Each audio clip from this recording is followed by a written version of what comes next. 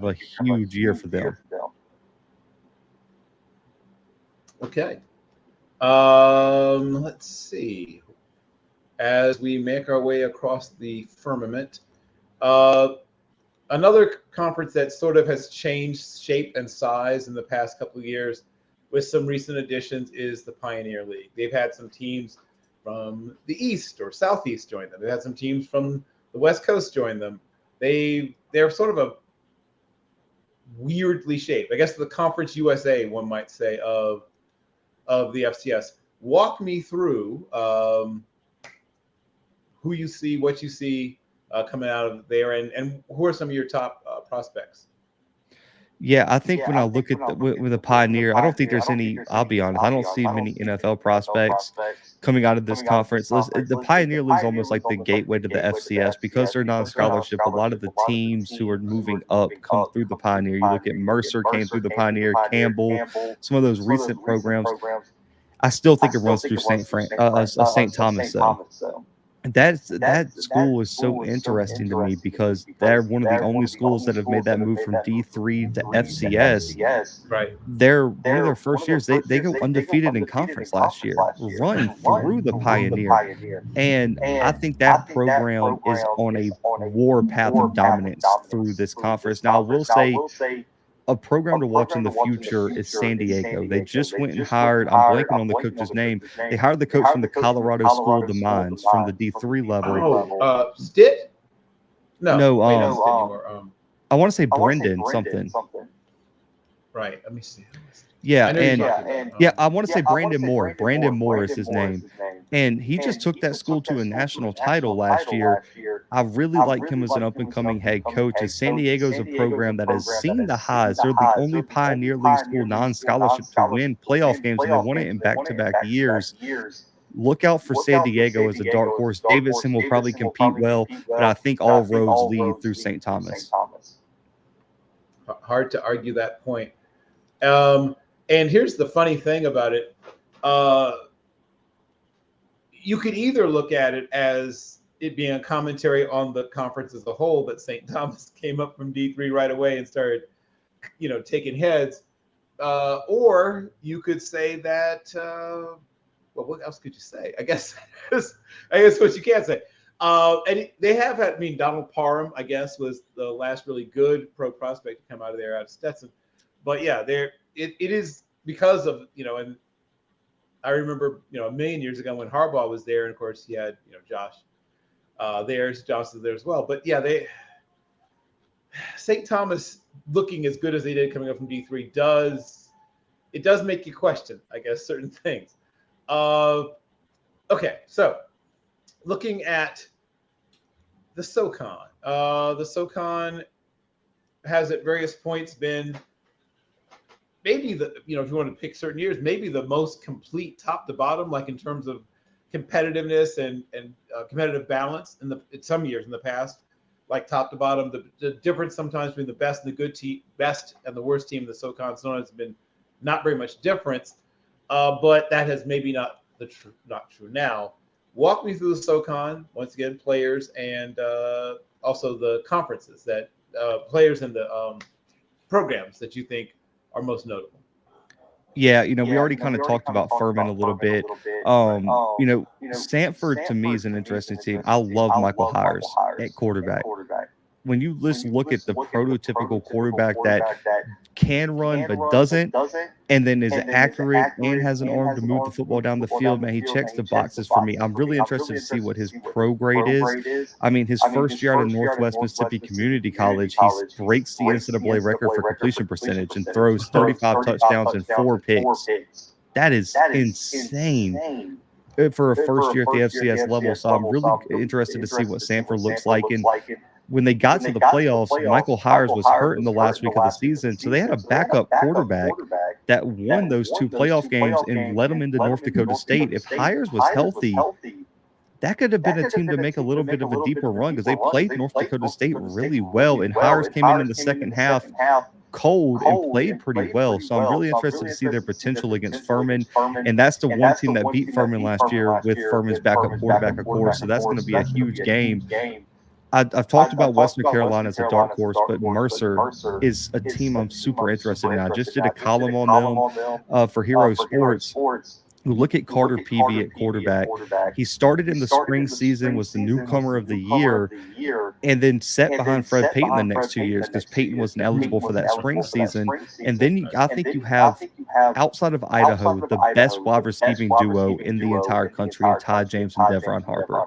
And both of those guys should get looked at the next level because Devron Harper is just you can use them in any way you want. You can run them on jet sweeps and give them the football in the backfield on screens. It doesn't matter. And he's a kick and punt returner, elite at that as well. And then you look at Ty James, when you look at the size, the measurables, the ability to do so many different things in terms of intermediate to short to long, breakaway speed. He has it all. Ty James was recruited to Georgia and decided to transfer out back down to Mercer and has just stayed there and has broken just about every school record there is. He's reset the single game yard record for 3 consecutive years. This kid is just electric, and I think if Mercer could put it together defensively with Lance Wise and All-American safety, they return a lot of pieces in terms of linebackers with Isaac Dowling and on the defensive line. Mercer could have finally break through because this is a program that has never made the FCS playoffs. They've never won a conference championship. They have the pieces right now to have that happen. And then on top of that, they've never had a player drafted in the NFL draft. And I think they have multiple guys, especially Devron Harper and Ty James, that can maybe get that done this year if everything works out. That would be great to see. Shout out to my man, Donovan James, a Mercer alum. So that would be obviously good to see. And I agree with you on that situation. Do you think Fred Payton, how do I put this? Because he's so good, but does he also, he has certain limitations, right? As effective as he is, do you think that the way he plays has kept their offense from being even more dangerous or more dynamic? Possibly. I mean, he played really well at the beginning of last season, but those interceptions against Chattanooga cost them that game. And so I look at Carter Peavy, and it's just like, if he can take it, like, because what Fred did was great. If he can just take the game 1-2 notches up, Mercer could go from really good to a championship team really fast. And so I just want to see what did Carter learn over these 2 years? What did he learn behind Peyton? Did he learn from his mistakes? And how does he evolved as a quarterback since true freshman year in spring of 2021 until 2023? That's the biggest question for me. But I do agree. I think Carter can do some things in terms of taking Mercer that next level that Fred put it. Because I know you would probably agree with this. I've had the offensive coordinator tell me when I have a quarterback battle, I'm not looking for the best overall quarterback. I'm looking for the best overall quarterback for my team. Who moves the offense the best? It might not be the best fundamental quarterback, the best NFL draft prospect, nothing like that. It might just be who's the best quarterback for this offense. And I think Carter Peavy might be the better quarterback for what Mercer wants to do. Yeah, that's I think a fair analysis. And I mean, obviously I enjoyed watching Fred Payton because he's, fun, very fun guy to watch. But I think that their offense might be more multidimensional now than ever before. So, rolling forward, we have to talk about the Southland. The Southland has at times produced teams that have played for national championships. They might do it again. Who knows? They have Incarnate Word, which of course is very, very powerful program, and we're going to talk about them a little bit more. We talk about them some, but we talk about more. They've got, the HBU, right? Just has been maybe not sending players and coaches, right, further and further up the right. Houston Baptist sent guys from there, to Western Kentucky, to other places, and then from there to the NFL. We have Southeast Louisiana, which always has good players. McNeese State always has several good players. We just talked about, Nicholls State was where Lindsey Scott started his career prior to transferring. We've got Northwestern State. We've got Texas A&M. Commerce, which used to be in the Lone Star Conference. We've got Lamar. Lamar always has. They've had a couple of corners I thought were going to be surefire NFL prospects. Sometimes it didn't work out, but Lamar always has players that I like. Walk me through that conference, and yes, we've talked about Incarnate Word, but we can talk about them some more. What do you like? Who do you like? Yeah, I think it's either Incarnate Word or Southeastern Louisiana now. With Incarnate Word, we talked a little bit earlier. Brandon Porter back at wide receiver. That they landed. I want to say Jalen Travis. I want to say his last name or Jalen something. It came into Incarnate Word as a graduate transfer. That kid could be electric in multiple different ways. Their running back room. I think their quarterback position is where I'm looking. Like, Lindsey Scott came in, pretty good quarterback in Nickel State, but man, you just landed a 4-star kid from the SEC who's beaten Alabama and was the first and helped Jimbo Fisher become the first assistant to beat Nick Saban ever. Like, I don't think people when you watch that Alabama Texas A&M film, it wasn't Texas A&M defense was balling out. He had to outscore Bryce Young in Alabama. Like, that's what he had to do on prime time under the law. So I think when you look at Kilo and what this Incarnate Word program has done, they've built a culture that spans over multiple coaches. You look at when GJ came in, he knew what it took to build a successful program. He compounded that and to go into Texas State now. But I think Kilo played an Incarnate Word. He's coached an Incarnate Word throughout multiple different coaching staffs. He knows what it's going to take to make this program successful. He's a younger coach with a lot of energy that connects with recruits, connects with his team. They're going to play hard for him, and I thought they did a good job of trying to replace some of the offensive line that they lost, who went with Kenny. I want to say 4 of the 5 starting offensive last year went with Kenny to Texas State. They went out and landed Marcus Brown on the defensive side of the football. They've returned some solid pieces in the secondary, but I know we talked about a little bit about it earlier. There's a difference between landing a lot of transfers that haven't played and landing impactful transfers that have played and been successful at other places. And I think Incarnate Word did the best of both worlds, my bad, where they got a lot of transfers they had to, but they landed a lot of guys who could be day one starters that already have production at whatever level they were playing at. And I know we talked earlier about we would love to take players from lower levels or my current level with a lot of production over unproven Power 5 guys. They did a good job of that. And when I look at Southeastern Louisiana, they're interesting because they're one of the few programs that embrace a 2-quarterback system, where that's what they want run. And they went out and they turned Eli Sawyer, now Cephas Johnson, off the NFL, but they went out and got Zach McKinnell from Northwestern State, who was arguably the second or third best quarterback in the conference last year. And now they insert him into the quarterback rotation. They've turned a lot of talent on the offensive line. I think John Allen is a very interesting NFL prospect. I think he's one of the better offensive linemen in the country, and FCS All-American.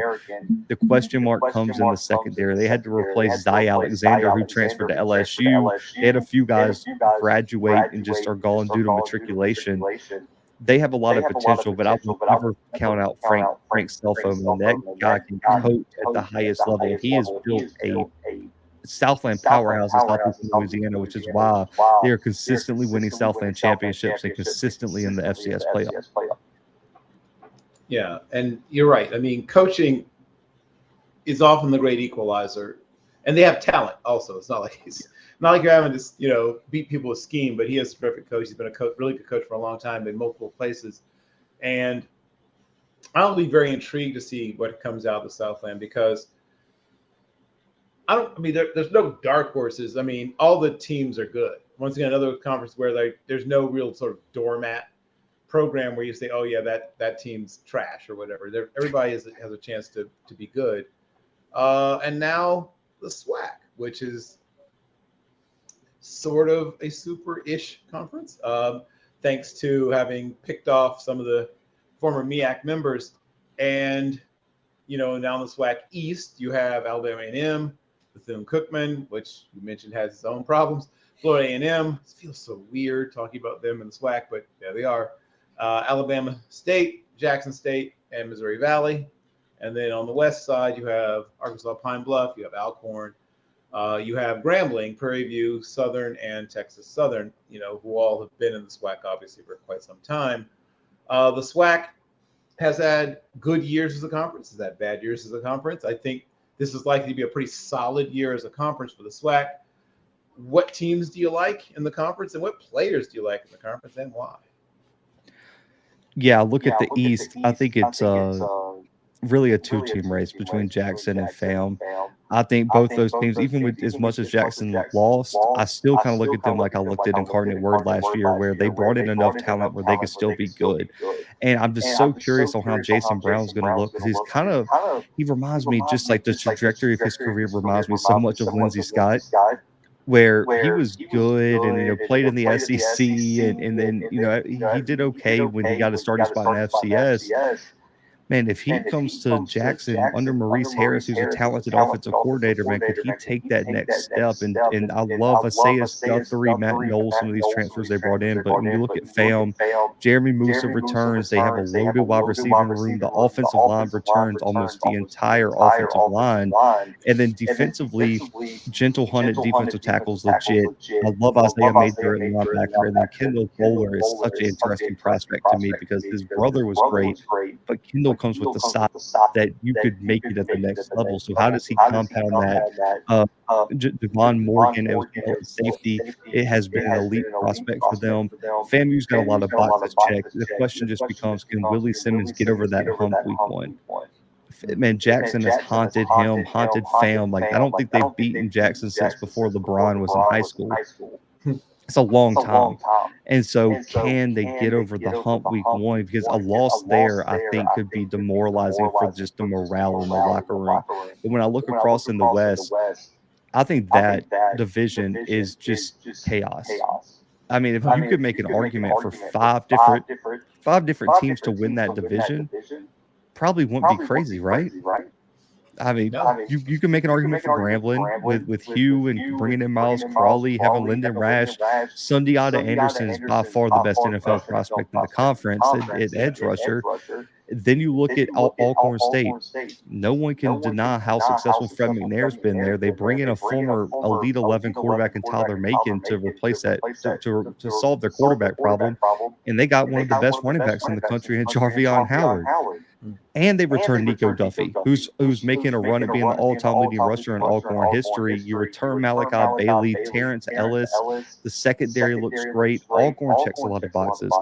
Then you run into Southern, who was there last year under Dooley. The question mark is quarterback, but there's really not a lot of other question marks on that roster. Running backs loaded. They've returned multiple wide receivers. Cassius Allen and some of those guys are ballers at wide receiver. Defensive line, they rotated 8-9 deep last year. So all those guys in the second rotation are just starters now. Jalen Campbell returns a linebacker, and then the secondary is loaded. You got all those guys from Bowie, including oh man, I'm blanking on his name right now. Jordan Carter. There we go. And then Christian Davis at corner waited his turn. He's long, rangy, a ball hawk type of guy. He could be an elite corner for them. And I think he's got the size to be an interesting prospect, regardless if it's NFL, XFL, USFL. And then, of course, you got Texas Southern with Andrew Body. They brought in 60 freshmen 2 years ago. 53 of them returned. So what are they going to look like when all those guys have matured? So the West is wide open, but right now I'm favoring Alcorn just based on what they're returning. And I trust Fred McNair, who's the only championship coach in that division, to go get it done. Yeah, that's a good point. And of course, the original Aaron McNair, right, before his younger brother was Aaron McNair, Fred was a terrific quarterback himself in his own right. So I guess you have to talk about the independents because they do exist. But I don't know if there's anyone that stands out to you that justifies too much time, but I do want to make sure we mention Kennesaw State, which is, at least I believe, and I'm assuming you believe, that they will not be independent for long. Walk me through what you think of that program and any players that you might like, and where you think that they'll eventually, lay their head.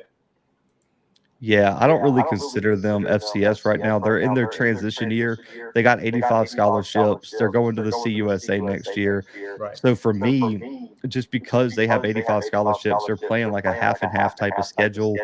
They're not even eligible to be voted on for the top 25, not eligible for the postseason at any level.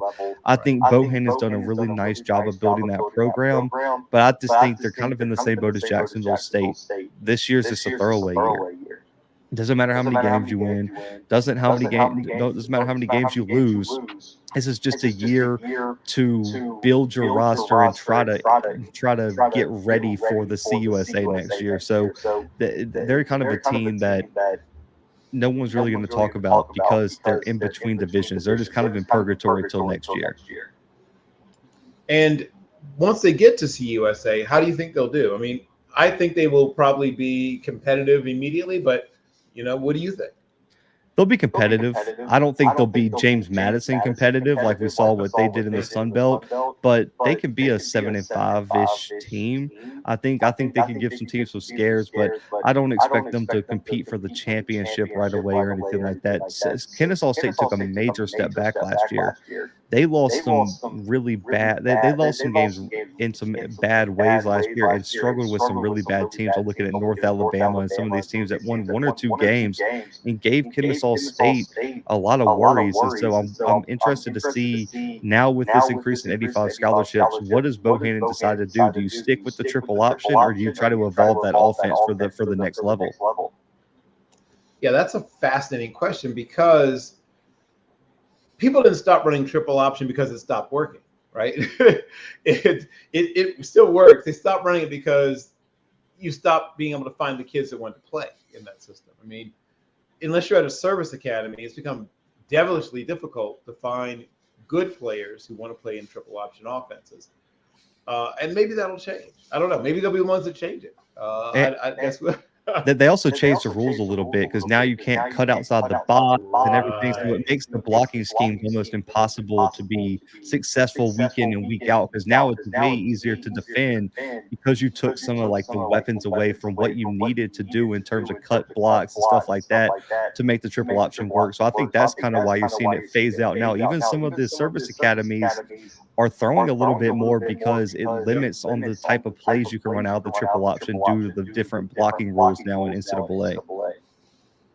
I don't plan to spend a lot of time on D2 because one, it's not fair to you because that's not your thing, but you sort of hinted without saying that there might be 1 or 2 teams coming up. And I'm going to not put you on the spot, but I suspect the conference I'm going to ask about is going to produce at least one, if not both of those schools. The SIAC is a conference that, one, I think has a decent level of talent and a decent level of fan support. And both those things are necessary if you're going to possibly make the move to FCS. But more importantly, it's another compelling conference because we talked a little earlier about the future, the recent past, the present, and the future of HBCU football, which I won't say is in danger. I think that's an exaggeration. But things have changed. We see more HBCU schools than ever in non-HBCU conferences, which never used to happen, not all that long ago. And now it happens more and more. And I know that other schools are at least open to the idea of leaving to go to a conference that may not be an HBCU conference. So we'll see what happens regarding that. But walk me through what you think the future of the SIAC is. Are there any players that you like? And without saying, if you think it makes sense, for a school or two, maybe from that conference, actually to move up to say the MEAC.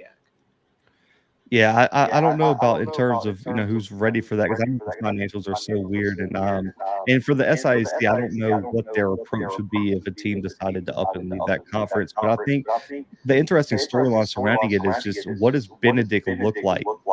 I love what that staff is doing. I've been saying Chinnisberry is probably going to be the replacement for Buddy Pugh at South Carolina State when he finally steps aside. He's built a really great program, but Eric Phoenix transfers to Murray State. They lost a lot of talent off that Benedict team this offseason. They're getting a lot of hype preseason wise. Has he built a program, or was that just his team last year that good? That's the question mark for me is can he continue it even though he's lost some major pieces? But I think when I look around the conference, I think if there's a year Tuskegee can take that next step and get back into this championship conversation, this is the year. So I would say Tuskegee would be the team that I'm looking for to take that next step. Okay. Last couple of things I want to touch on before I give you back your life. So your top 25. And we all are going to eventually look idiots when we drop a top 25 because it's, as you said, it's August. Some things, what's the old saying? The old Yogi Berra saying, predictions are difficult, particularly ones about the future. So I would like for you to sort of walk me through your top 25. If you have, especially if you have a surprise team in there. If you do, tell me, why you think that team is different, or that team is, you have a different assessment of that team than most people have. I'm trying to think if I have any like surprises in mind. I mean, Youngstown at 25, I feel like is a little bit interesting, but we kind of talked about that earlier. I just think they check a lot of boxes for me right now, just in terms of what they're bringing back. And they were a team that was right there on the cusp, and they've returned a lot of the reasons that they were right there on the cusp. So that's why I'm giving them the benefit of the doubt. Obviously, got South Dakota State at 1. My mind putting Montana State at 2 kind of drew some looks. I feel like I'm still giving William and Mary the benefit of the doubt by putting them at 4. I got SEMO at 9, which is higher than a lot of people have put them, but I talked about that, man. They're returning 5 All-Americans, Paxton DeLaurent, Geno Hess. You look at Ryan Flournoy at wide receiver, their offensive line looks great. They check off all the boxes, and they have 2 elite linebackers. They can get to the quarterback. They competed well with Montana last year in the playoffs, and I think they kind of got screwed. They should have been able to host that game if we were seeding teams instead of doing this stupid bid process. They got screwed because if they host that game, they beat Montana. And so I expect SEMO to take that step. Like I told you, I'm giving Sacramento State the benefit of the doubt by putting them at 11. I think they have a lot more returning talent than people are giving them credit for. Central at 13, I think that's self-explanatory. I think North Carolina Central runs through the MEAC this year. I love Davius Richard, and they return like 10 of 11 starters on defense, and so I really like what they're doing. North Dakota at 15 is probably a little bit higher than some people have them, but love what they're bringing back. I think they got a great quarterback, Bo Belinquist at wide receiver, a legit target, and I think he's one of the best wide receivers in the MVFC. Mercer at 19. I love what they're bringing back. I talked about Ty James, Devron Harper, Carter Peavy earlier. I got Gardner Webb at 22. Like I talked about earlier, Trey Lamb, I think, has done a heck of a job at Gardner Webb. They lost a lot of offensive talent, but I think their defense is good enough for them to catch up. And Trey Lamb consistently puts out great offensive talent. And Nari Gaither coming back at running back is another piece where, but he beat Eastern Kentucky almost by himself last year in the FCS playoffs. So I think they have enough pieces where they're probably getting overlooked a little bit just because of the conference they're playing in. And then right on the outside, like I talked about earlier, Northern Iowa with Woo Governor, Theo Day, a great wide receiving core, Christian Boyd, a defensive tackle, is a team that's right outside because I need to see them prove it first. But I would not be surprised if that's a team that is the dark horse in my top 25. And, because I love putting people on the spot, is there a team that you almost put in your top 25 that you think you may later regret not putting in your top 25? I think Northern Iowa falls into that, and then probably Western Carolina is another team that I just got a weird feeling that they're going to come out of nowhere, and I see it coming. It's just I just couldn't take that. I didn't think they earned that top 25 spot. The top 25 supposed to be a projection. But I got to take it from them because they were so close in a lot of crucial games last year. So I think Northern Iowa and Western Carolina are the 2 teams that I'm probably kicking myself at the end of the year. And it was like, man, I should have just went with my gut by putting them in the top 25. Okay. And you've talked about some of these already, but I just want to walk through maybe your top few NFL type prospects. And if you've mentioned them before, you don't talk about them too much. But I know there's probably some guys we didn't get a chance to. I'll check. Brock, any more questions you may have before we roll through the top NFL guys? Yes, sir. I got some questions, but we can go with the NFL guys first because this is more talking about coaching. Oh, okay. Oh, yeah. Brock's probably going to fire some coaches again. So just prepare yourself.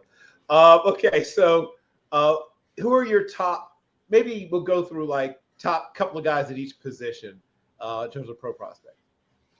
Ooh, each position. So quarterback. I talked a little bit earlier. I love Michael Hires at Sanford. Theo Day, Northern Iowa is going to get a lot of hype. Parker McKinney, I feel like, has earned his Eastern Kentucky. Yeah, he should be in the conversation, man. That kid can throw the football now, and it's just I don't know coming out of Eastern Kentucky if he's going to get his fair shake, but I think he should. But when I look at just pro prospects coming out at quarterback, I think the list probably ends there. When you just look across, I don't really consider Jeremy Musa a true NFL prospect coming out of FAMU. I think he's got a lot of flaws in his game. And when you look at some of the top prospects at the quarterback position in the FCS, a lot of them are underclassmen right now. And so I just don't think they're going to be in this draft class. So I look at Theo Day, Michael Hires, probably Parker McKinney, and then maybe if someone pops somewhere that we don't expect to have a big year, Matthew Saluka would probably be in that conversation as well. And then I guess you could throw Davius Richard in there, but based on what I'm hearing, they still want to see the next step with him too. He's probably in that undrafted free agent range right now, but he would probably be the number 5 guy for me in terms of NFL prospect. He's got the size, the athleticism.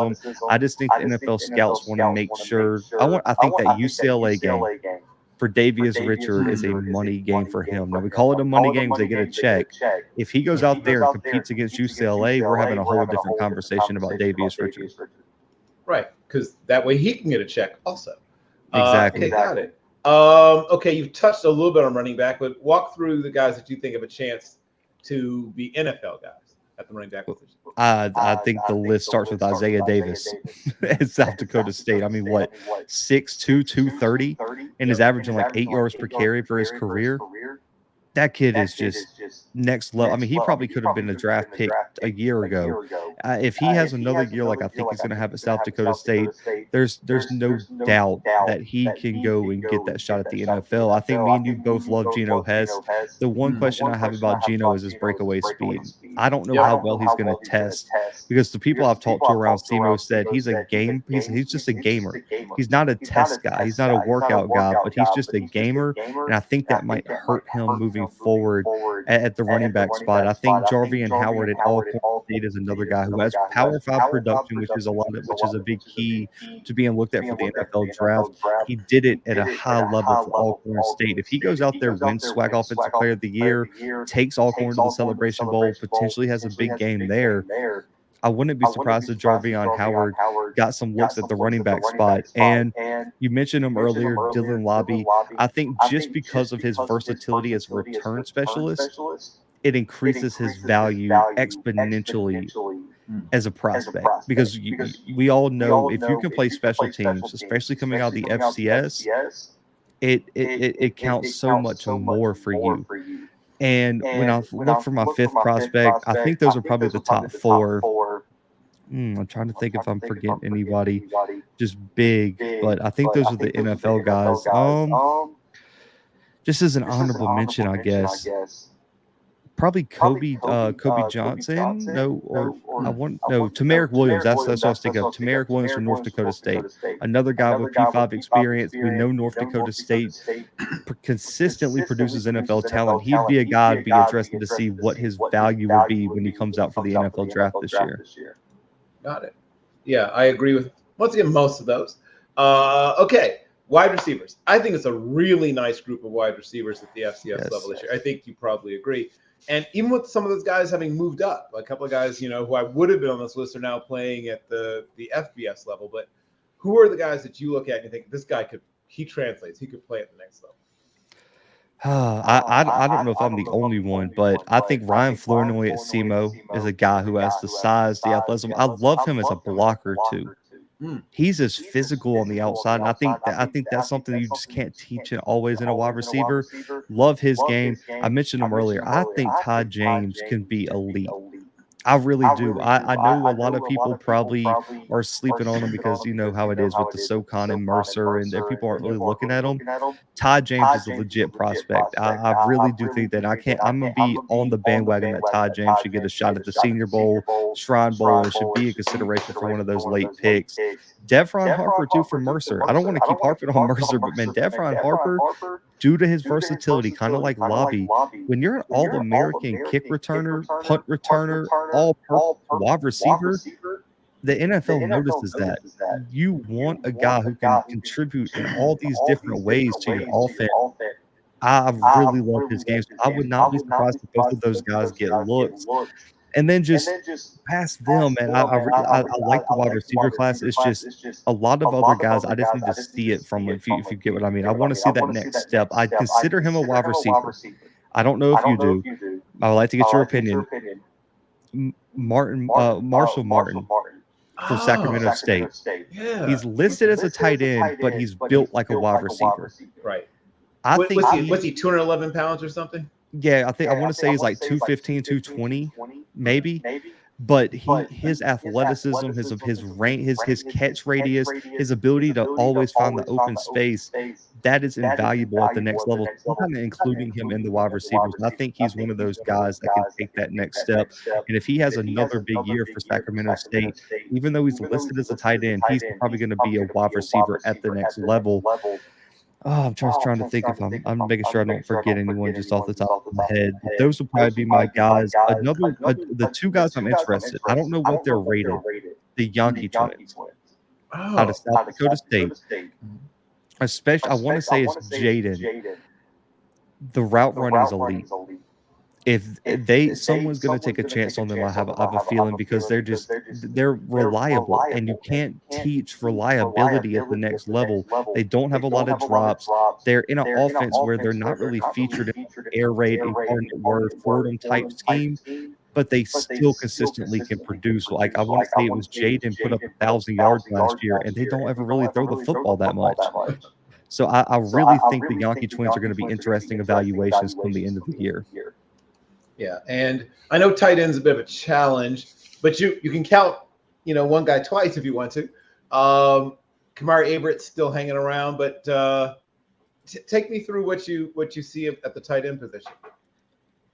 Yeah, we'll include Martin. Cole Grossman was going to be a guy that I really liked from Montana, but now he's out for the season. So I don't know what necessarily his value is going to be. We know FCS prospects have a tough enough time getting drafted.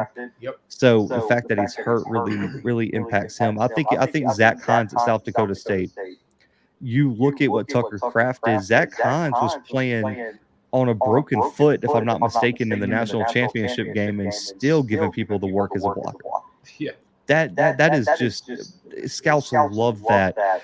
Owen Glasgow at Long Island is a guy that I looked at earlier. I think he's a versatile piece, kind of like a Darren Waller type guy, where you could put him in multiple positions. I think DJ Stevens at Jackson State's another guy that has an interesting evaluation. He has the size, has the production, but he hasn't really been featured in the offense. But we both know Maurice Harris. Loved the Liberty offense, regardless if it was Hugh Freeze, Maurice Harris. They love tight ends.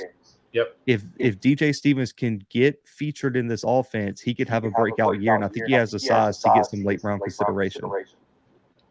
Hard to disagree with any of that. Now, offensive line is kind of an interesting question, because there's guys who I know are good enough to play at the next level, but I know that there's that. People seem to be willing to take more chances at skill position and defensive back, right? That's the position where they seem to be willing to take chances, while they tend to look sort of down their nose a little bit at FCS offensive linemen, though we've seen some very good ones recently. Maybe that will help to make people a little less risk averse, because some guys have come up and had success. Walk me through your top offensive linemen in terms of guys you think can project to the next level. I think the offensive line class is really good. Garrett Greenfield from South Dakota State, really like him. Just in terms of his size, his hand placement, his technique, man. That whole South Dakota State offensive line has some guys that I think can play. But I think Garrett Greenfield is probably the best. Just based on me, I think Mason McCormick is really good as well. So I'm not counting him out. Kieran from Yale. I don't know how to pronounce his last name. I'm not going to try to butcher it on here, but Kieran, the offensive tackle from Yale, he's probably my top offensive lineman right now in terms of NFL potential. That guy just screams potential day 2 pick. Just because of his measurables, his technique, and the fact that he's just so consistent in the Ivy League. Let's be honest, sometimes they produce some really good NFL prospects, shockingly, despite them not playing in the postseason and things like that. Just looking across, I think Aneem Dankwa for Howard as well is a prospect I really like. Man, his size is unbelievable. I remember going to the MEAC SWAC Challenge last year, and I wasn't even really watching the game. when Howard was on offense. I was just watching him. He was just a bulldozer, a game wrecker at offensive tackle. And I'll be transparent here. I voted for him for offensive MVP. I thought he was that good against Alabama State, and I think he could be that good this year for Howard. And then I want just some honorable mentions. I think Jalen for Southeastern Louisiana, like we talked about earlier, I think he has a shot. And then just looking across, oh man, I'm blanking on Campbell's offensive lineman's name. Oh man, I feel so bad for this. I'm gonna have to pull him up because I really like his game, and I'm just blanking on his name. Well, while you're doing that, I will cover. So Kieran Amagaje is the kind of guy that he's probably going to measure in it maybe just a tiny bit under 6'5", measure him a little bit. He's probably coming around 6'4 3/4, 6'4 1/2. But he moves extremely well. If he tests like I think he will, he gets drafted maybe even in the top 100 if he tests super well. I agree. Oh, and it's Mike Edwards for Campbell. That kid can play. I saw him play against Central, 6'7", 350, and can move. Was working his way up to the second level. Was a consensus All-American. That kid can play, and that would be huge for Mike Minter to finally send that guy to the league. And as well as they're already recruiting, man, that could be a huge thing if they could start putting together some winning seasons. Yeah, and Mike Minter is another guy whose name you occasionally hear kind of whispered around. Is okay, yeah, you heard. Okay, that he might get the call to go somewhere. Yeah, okay, you've heard the same things I've heard. Yeah, Charlotte last year. Well, I wasn't gonna. Yeah, that's one of the places. Okay, so I really like the defensive line group. We'll start with like the defensive ends and like pass rusher types, whatever you want to call them, and then work our way inwards towards the bigger bodies because we big guys need love too. So looking at the pass rush types, you talked about some of them. I mean, I love the duet that we have at William and Mary and Pius and Lynn. Tell me about the guys you like and why. John Pius and Nate Lynn. Oh my goodness, both of those guys are just. I'm super high on them, and I think even Lynn, what makes him so special, as great as Pius is, and I think Pius is probably the higher graded prospect, but Lynn's versatility along the defensive line is something you can't teach. Thank you. He can be a stand-up edge rusher just like Pius. He can play the 5. He can play the 3 if you need him to. And I think something you can't teach with him, and I always say this, I want my defensive linemen to be angry at everybody when they put on that helmet. And he plays with such an aggression and an anger and a physicality that you can't teach it. His hands are violent, and I love it. And I think Nate Lynn really and truly, as much as valuable as an edge rusher is, a linebacker edge rusher that Pius is, a true defensive lineman, Nate Lynn's that guy for me. I wouldn't be surprised if he's the top graded guy in the FCS class in terms of just a pure defensive lineman. And then just looking across outside of them, going into some HBCU guys, Sundiata Anderson, we talked about him. I interviewed him in person. He's every bit of 6'5", 6'6". There's no question. He's going to have the measurables, and his arms are extremely long as well. And he's probably one of the better run defenders in HBCU football. And that's such an underrated thing, because if you don't really watch the film, it's hard to tell which defensive ends are good at run stopping, because they always just go after the quarterback. And if you get too far upfield in run defense, you're going to get burned. He's so disciplined in that, which makes him such a dangerous defensive end edge rusher. I also really like Patrick Godbolt for South Carolina State. I guess he kind of falls in like the Nate Lynn, where he can play inside, he can play outside, his versatility. He's a playmaker, though, and that's something we talked about earlier. If you can find a playmaker from the 3, man, that kid is a game changer. So I think Patrick Godbolt is someone that you would want to mention in that conversation. And then my final 2, Dalen Dotson and Josiah Silver. Both of those guys, and Dalen's kind of the same way, where he can play inside, outside. It doesn't matter. He looks the part for UT Martin. And last year was really his breakout year, where he finally got his opportunity. And Josiah Silver, the same thing, man. This kid's been a 2-time All-American already for New Hampshire, and it's just continually taking his game forward. And I would not be surprised if he made the run for the all-time leading sack record at New Hampshire. We'll be interested to see if that happens. So you got a good chance to size up Sundiata. What do you think he weighs? Because I never doubted his height. I just worried about maybe his frame. From what I was told, it was somewhere around 250, 260. Oh, okay. So if he's legit in the 250s, Oh, yeah. 260s, I'm less concerned. I probably haven't seen him as recently as you've seen him. He seemed a little thinnish the last time I saw him, but maybe he's. I just think he looks thin because he's so long. Like he almost hides his weight. Because I'm telling you, like I saw him after the spring game. He was in like a cutoff. The kid's got the muscle on him. It's just I think he's so big and tall that it's hard to look like big. It's more just like he's so lean that he still has to wait, but he's just a big dude. So noted. Well, that helps him. We like guys that look like they weigh less than they are because usually they move like they weigh less than they are if that's the case.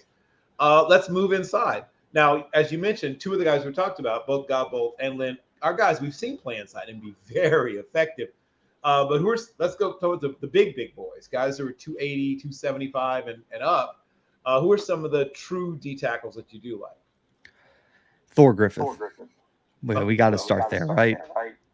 That I don't know what to even say about that kid. He's squatting like record numbers at Harvard. He's an All-American wrestler. He can play hockey. I mean, there was an Ivy League coach who, in an anonymous interview, said that they don't think they've blocked him for 3 years. They don't know what to do with him. He's just that strong, that athletic. I want to say, I forgot where he ranked on what was it, Bruce Feldman's freak list. Yeah, He was like the highest ranking FCS guy on that list.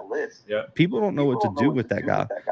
And I think an interesting one. I think that's where that's the defensive tackle that's probably going to get the shine this year. But just looking across the FCS, Sebastian Valdez, we talked a little bit about Montana State. I think he could be a guy who emerges as a true interior guy to get drafted. And then after him, I really think Terrell Allen maybe at Tennessee State. The problem with him is I just don't know if he has height. I want to say he's standing around maybe 6'1", 6'2", and that's going to hurt him. He's got the weight, he's got the production, but he doesn't have the just mass to make that jump. So I'm interested to see what his grade is. Got it. And that brings us to offense. And obviously, two linebackers. And the linebacker position is a position that has changed because 25, 30, 35, 40 years ago, you wanted, thick neck dudes who were going to come up there and, stack and shed a guard and fill a hole. I remember watching Levon Kirkland, who was listed at 272, which he probably weighed when he was 19.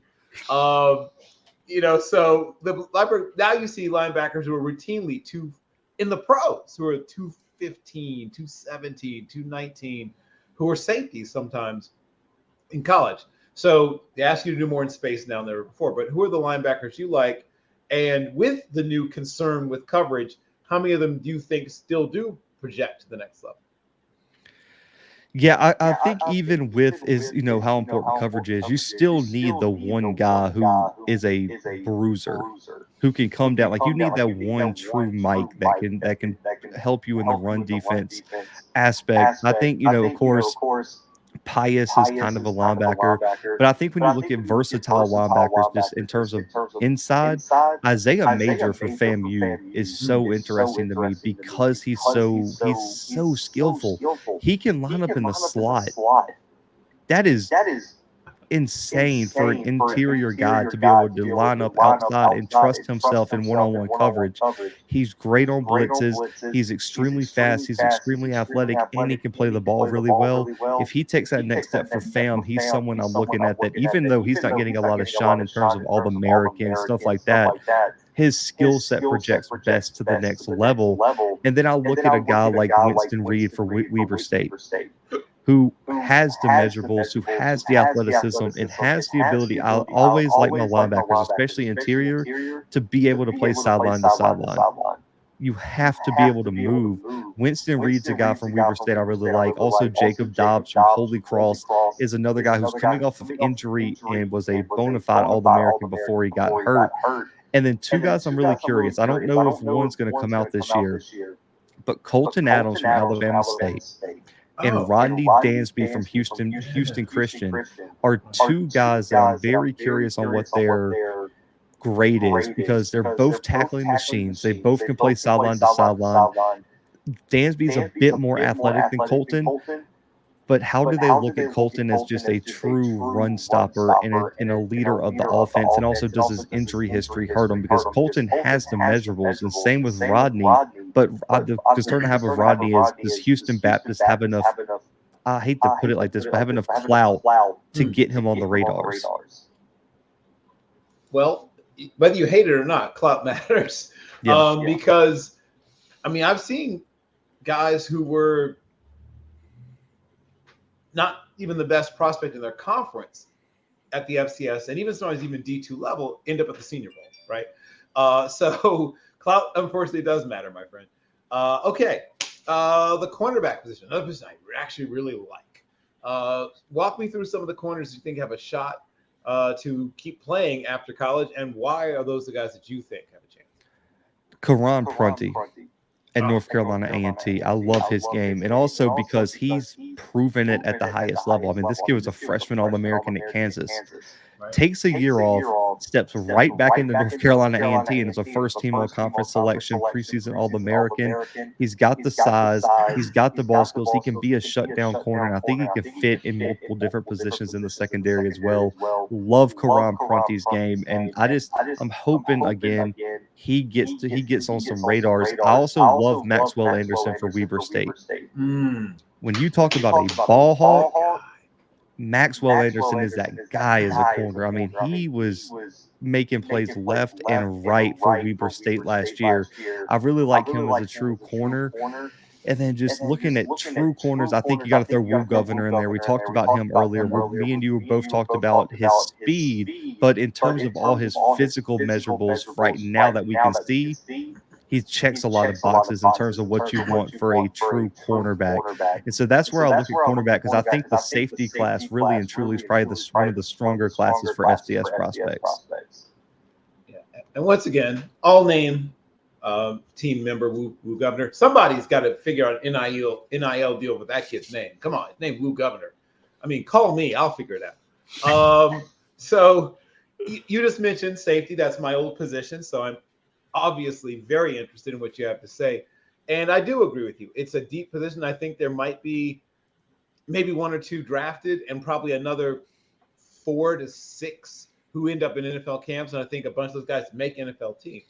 Walk me through what you think is going to happen and who do you like? The two HBCU guys just off the top, we talked about one earlier, Khalil Baker. If he, like you said, if he runs a sub 4.5, it's a wrap on his draft stock. He's going to get drafted in maybe day 2, depending on what he does this year. I also love Kenny Gallup. When you're talking about a safety who can do it in coverage, but also can come down into the box and lay a hit on someone and is not afraid to play everywhere, he looks like a center fielder out there where it doesn't matter where the ball goes. He's there. And I love the instincts on him in terms of he's so football smart that he always knows where he needs to be. And he can diagnose plays. He reads things so quickly, and he has the athleticism to get there in a hurry. So I think those are the two HBCU guys at safety I really like right now in terms of Gallup. And also Khalil Baker, both from the MEAC, and the MEAC has turned out some really, really good defensive backs. Again, I don't know if he's going to come out, because we know with this COVID thing, who knows how many years of eligibility this guy has left. To Marion Wilson for Central Arkansas. I have talked to coaches in the ASUN/UAC, whatever you want to call it. They said this kid is a day one NFL player, makes the roster and plays.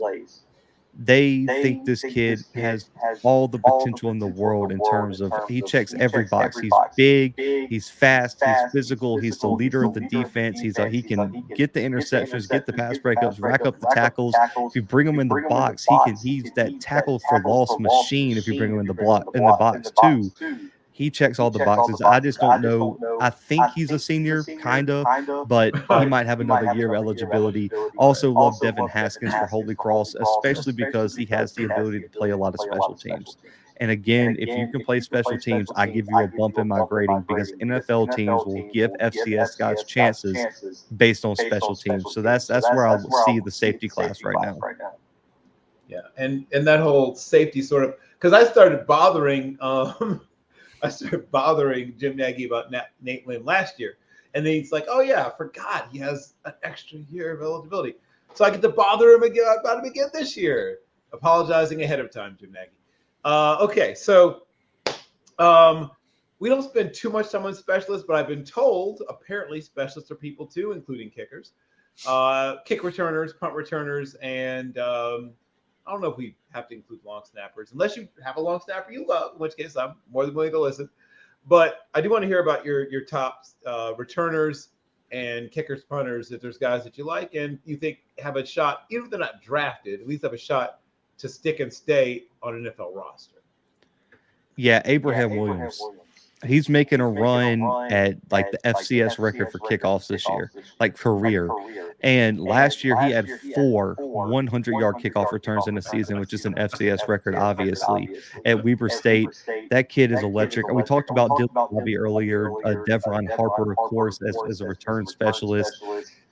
When I look at someone else, Junior Bergen at Montana has a lot of potential as a punt returner, and also Marquis Johnson at Montana State as a kick returner is someone I'm looking at. Diago Hunter potentially as a punt returner. And then there's a kid at Eastern Kentucky. Don't know if he's even eligible for the draft just because obvious. Braden Sloan for Eastern Kentucky. He can do it all in terms of kick, punt. He can play wide receiver, running back. He's just a weapon for Eastern Kentucky. So those are some of the return specialists. And in terms of kickers, Adrian Alavio for North Carolina Central has been super consistent. Matthew Cook for Northern Iowa, and then also Ethan Getman for Bryant are some guys to know there. And in terms of punters, Trey Wilhort for Florida A&M has been one of the best punters, and then even Jack Colbreth from VMI, who VMI turns out some really great return specialists and just special teams players. I wouldn't be surprised if Colbreth gets a shot because VMI had a long snapper representative last year at the Senior Bowl as well. That is correct. And you do need long snappers. And it's sort of like once you get there, the hard part obviously is getting there as a long snapper. Once you get there, though, you usually get to stay for a while. They don't like to make a lot of changes once you get solidified at that position. I'm going to check with Brock one last time before we once again allow you to give more amazing information / plugs about the Blue Bloods, and we get ready to close this sucker out. Do you have any 1 or 2 last questions for the man himself, Zach McKinnell? Yeah, I want to address the coaches, 2 coaches jumping from the FCS to the FBS. Obviously, we talked about J.J. Keeney earlier, making the jump from Incarnate Word to Texas State. We've seen his success at Hawaii, at UCF, with Lindsey Scott Jr. at Incarnate Word.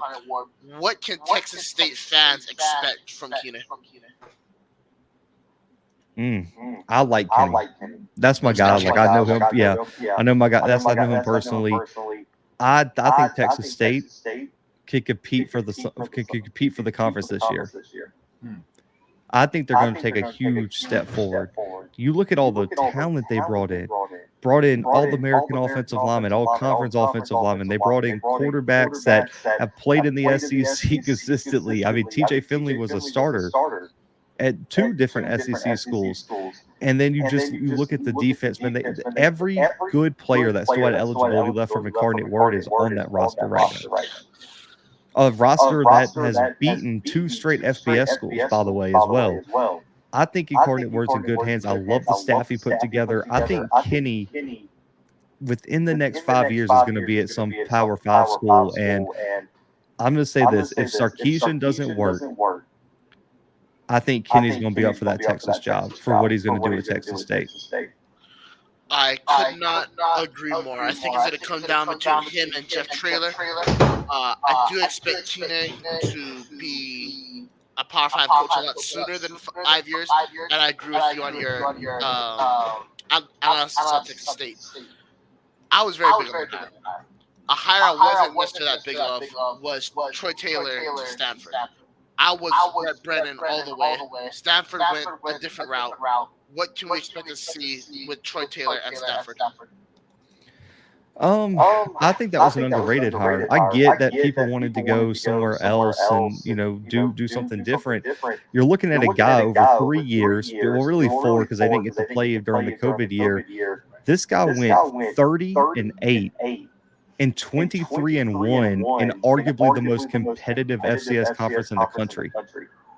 What else do you want from someone like that? I mean, that dude is proven at whatever level he's coached at so far. He won the first playoff game in Sacramento State history, if I'm not mistaken. Like, he took a program that was not an FCS contender and won at a ridiculous clip. I think he's going to do big things at Stanford because the biggest thing with Troy Taylor is he knows how to recruit California with less resources than everyone else. You have the resources at Stanford, but you have a smaller pool due to academics. Go look at Stanford's recruiting class right now. They have landed like 4 or 5 top, like, I want to say 100, 200 prospects. Right now, they're landing kids out of Florida that Miami wanted. Like, put that in perspective. Like, Dylan Stevenson is a top 100 player that Miami, Florida, Auburn, Alabama, like all these schools recruited. He's going to Stanford with Troy Taylor. I think Troy Taylor was an amazing hire for Stanford, and I would not be surprised if he goes and builds a winning culture at Stanford. Now, we'll see what happens with the conference realignment. That was a bit unexpected, but I think Troy Taylor is a heck of a coach. Could not agree more with that. Last question for you is another team that I think could look to the FCS ranks for the next coaching hire is Cal. Cal faces a lot of similar things that Stanford has. They're clearly Justin Wilcox ain't working out. A lot of great offensive minds in the FCS. Who may not just be just Cal, but just college football in general. Who will be the next coach to jump from the FCS to the FBS and have great success? Oh, man. So with Cal's interesting because without the Pac-12 now, I don't think Cal's a very good job. And I think you probably can count out like Brent Vegan and some of these other top FCS coaches because I really think you can probably make an argument that coaching at Montana State is just as good as coaching at Cal right now with what's going on. I mean, I'm not going to spare anyone's feelings. Like, I really do believe that. I don't think it's a very good job right now. But if you're looking at for some of like the top assistant coaches, I'm trying to think out west. I mean, Taylor Housewright, who's the Montana State offensive coordinator, is a guy that I really like and I think is coming up very fast through the coaching ranks. You can look at Aaron Pluffgrad from Northern Arizona, offensive coordinator. I'm trying to think of people out west. Tyler Sutton, maybe at Idaho, is someone I would look at, and he was the offensive coordinator for San Diego when they made their big run through the Pioneer and was winning FCS playoff games. Those are just some like of the younger name coaches that you might be able to snatch from the FCS and just give them their first shot at a head coaching opportunity. That's all the questions I got. Well, first of all, I want to thank you. First of all, I can't believe we took up so much of your time. Did not intend that. But I had so many questions. You have so much great information. Please, once again, tell people where they can find your work, follow you, see what you've got going on, and buy your amazing The Bluebloods gear. Hey, man, I appreciate you guys so much for having me. You can find us on the bluebloodscfb.com. YouTube is just the Blue Bloods, same for all podcast streaming platforms. Myself, you can find me on social media at Zach McKinnell, and it's in at _Blue Bloods on all social media, man. But anytime y'all want me to come back on the show, man, definitely appreciate you guys inviting me, and love chopping it up about FCS football with you guys. Oh, we will definitely be having you back on prior to the playoffs. And maybe like one or two particular key matchups, because we usually do a couple of like games of the week. We'd love to have you back on to break down some of those games. Ladies and gentlemen, once again, if you care anything at all about FCS football, what are you doing? I'm going to give you one more chance to look at it. Look at it. Drink it all in. Look at that. That's what a guy that knows FCS football looks like. That's what he looks like. That's the man right there, Zach McKinnell at the Blue Bloods. Once again, an honor, a privilege, a pleasure. I cannot tell you how much I've enjoyed having you, and we will do this again with somebody. I'm working on it. We'll know soon. In a week. See you guys again soon. Bye.